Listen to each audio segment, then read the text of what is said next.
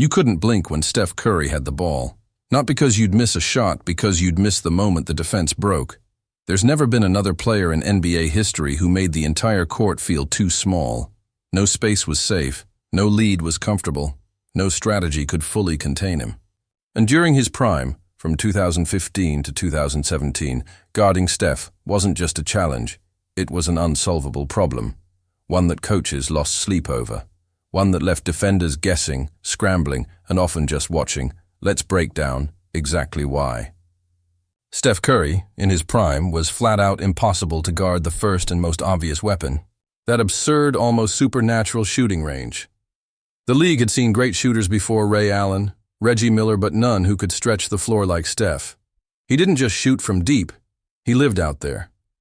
From 30, 35, sometimes nearly 40 feet, Curry turned what used to be desperation heaves into high-efficiency offense. And it wasn't just about making those shots. It was about what those shots did to opposing defenses. Imagine being a defender and realizing that picking him up early now means at half court. You're not just guarding a player, you're guarding an idea. The threat of the shot is just as dangerous as the shot itself. If you step back even a little, it's already too late. He's pulling up. If you press too close, he'll blow by you. And that's the trap. That's where he gets you. Because no matter what you do, you're playing on his terms. And it wasn't just the shots he took, it was the speed at which he took them. Steph had this uncanny ability to square up, release, and drain a three in what felt like a single breath. Off the catch, off the dribble, on the move, it didn't matter. He didn't need a second to set, didn't need a screen, didn't need space. Sometimes it looked like he didn't even need balance. Whether he was leaning sideways, fading back, or coming out of a sprint, that release stayed smooth, quick, and deadly accurate. This created a kind of psychological warfare. Defenders didn't just have to chase him. They had to guess right, every time, in real time. And that's almost impossible when the guy you're guarding can make a three from the parking lot and make it look casual. The ripple effect was enormous. Because Curry's gravity, the constant threat of that long-range bomb-warp defense is completely out of shape. The usual rules didn't apply. Instead of packing the paint, teams had to stretch their defense way beyond the arc. Instead of helping on drives, defenders had to stay glued to Steph like shadows, terrified of leaving even a sliver of space. And once a defense is that stretched, that scattered, it's over. Lanes open, screens hit harder, teammates get better looks. Even without the ball, Steph was dictating the game, and speaking of off-ball movement, that's where things got really scary, because Steph Curry didn't rest, not for a second. After giving up the ball, he'd sprint into a screen, cut through traffic, loop around to the corner, and reappear exactly where defenders least expected. And he did it over and over and over again. It was constant motion, deliberate, relentless, and exhausting. Even the best defenders couldn't keep up. Not because they were too slow, but because no one can chase a blur for 48 minutes straight. And that movement didn't just create shots for him. It tore apart defensive schemes. One defender gets caught on a screen, wide open three. Two defenders switch and miscommunicate, layup. Teams weren't just trying to guard Steph, they were trying to survive him. Even in transition, normally a moment where defenders regroup and recover, Steph flipped the script. Most players run to the rim. He ran away from it, found the arc, found space, and before anyone could find him, bang. Another three. The traditional transition defense model simply didn't work anymore. You had to stop Steph at 35 feet or watch him rip your heart out with a step back from deep. What makes all of this even more unguardable is that Steph's off-ball dominance worked in perfect sync with his handle. Because the second he had the ball in his hands, you weren't just worried about the shot. You were terrified of the shake. Steph's dribbling wasn't flashy for show. It was surgical, purposeful. He didn't waste movement. Every crossover, every hesitation, every misdirection was all calculated to get the defender off balance. And once he had you leaning, good luck. What truly set him apart, though, was how quickly he could combine all these elements. 1 second, he's curling off a screen. The next, he catches it, fakes a handoff, spins into space, hits a behind the back, dribble, and launches a shot before your brain catches up. It was like trying to guard a glitch in the game, a player who broke the boundaries of what the offense should look like. The numbers back it all up. During this prime run, Steph routinely shot over 40% from three despite taking more difficult looks than anyone else in the league. Some years, it was closer to 45%.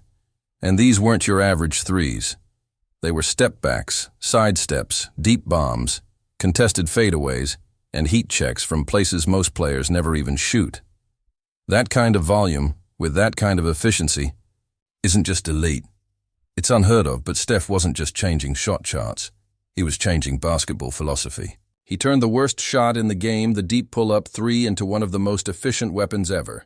He forced the league to rethink spacing, transition offense, pick-and-roll coverage, and even basic man defense, and we're still just scratching the surface. If the shooting and movement were all Steph Curry had, maybe teams could have eventually found a way to slow him down. But that was just the beginning. What made guarding Prime Steph truly impossible wasn't just what he did with the ball. It was what he did to your brain, because Curry didn't just punish you physically. He messed with your sense of timing, your spacing, and your confidence. Players didn't just get beat, they got disoriented. You'd see defenders second-guess themselves in real time. Do I fight over this screen switch? Hedge hard? Drop? Blitz? Delay a second? And he's already gone. React too fast and he's faking into a back cut. It became a mental trap with no right answer. And what's worse, it wasn't just the on-ball defender dealing with that chaos. It infected the entire defense. The help side is an extra step too high. Rotations get sloppy. The paint opens up. And now Steph's not even the one scoring, he's creating wide-open dunks for his teammates without even touching the ball. That's the level of gravity we're talking about. Prime Steph didn't need the rock in his hands to control the game. There's a reason defenses started doing stuff that looks straight-up desperate. Double teams at half court, triangle and twos, zones with a chaser, traps off the inbounds. None of it really worked, because Steph was too fast, too smart, and way too unselfish. The second you overcommit, he kicks it out. The second you sag off, he pulls. Even when you do everything right, he can still drill a contested 30-footer in your face and jog back like it's nothing. That kind of back-breaking shot over and over again starts to feel unfair. And when the best defenses in the world start to feel hopeless, that's when you know you're watching something generational. But let's go deeper into what made him so slippery, his unpredictability. Steph never fell into a rhythm you could time. Sometimes he'd explode with a flurry of deep threes. Other times, he'd lull you to sleep, keep moving off ball for minutes, and strike when you let your guard down. There was no pattern, no safe possession, no way to predict when the storm was coming. And that uncertainty kept defenders on edge the entire game. And as if all of that wasn't enough, you had to factor in the Warriors' offensive system. Because Steph wasn't just doing this in isolation, he was the engine of a movement-based, pass-heavy, read-and-react offense that played at a blistering speed. Screens were flying in from every direction. Off-ball actions stacked up. Draymond was playmaking from the top. Clay was spacing from the corners. And through it all, Steph kept slipping through cracks, vanishing from defenders' sight, only to reappear behind a screen with just enough daylight to let it fly. That's what makes Prime Steph different. A guy like Harden might score more in isolation. KD might be more unguardable one-on-one. But Steph forced your entire team to change. He broke schemes, not just ankles. One of the most brutal things about guarding him was this: effort alone was never enough. You could give 110% energy, chase him the entire possession, stay locked in, fight through screens, stay up on his hip, and still watch him hit a one-legged, fading 32-footer with a hand in his face. And now you've got to do it again, and again, and again. There's a reason even elite defenders admitted it. Guarding Steph was a nightmare, not just because of what he could do, but because he never stopped doing it. No matter how hard you worked, it never felt like enough. That wears on players. It wears on coaches, it breaks your will, and what makes it even crazier, Steph was doing all of this without the traditional tools we associate with unguardable players. He's not 6'10" like KD. He's not physically overwhelming like Giannis or LeBron. He's not built to dominate through contact. What he had was skill. Pure, refined, endlessly practiced skill.